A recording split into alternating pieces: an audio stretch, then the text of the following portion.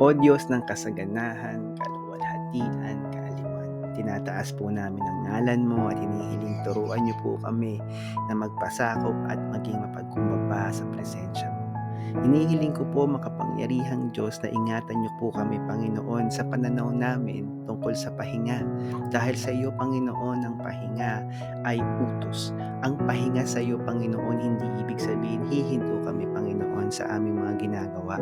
Kung hindi, Panginoon, ang kapahingahan ay pagsamba ng 24 oras pagkatapos ng 6 na araw na pagpapagal sa pagtatrabaho o di kaya sa pag-aaral. Ang kapahingahan, Panginoon, ay kawalan ng agam-agam, kawalan, Panginoon, ng kaba sa aming puso, kawalan ng takot, Panginoong Ama. At dalain ko sa lahat ng kasama namin ngayon, kayo po, Diyos, ang magturo sa aming lahat na magpasakop at maisuko namin ang lahat na nagbibigay sa amin ng problema. Amen.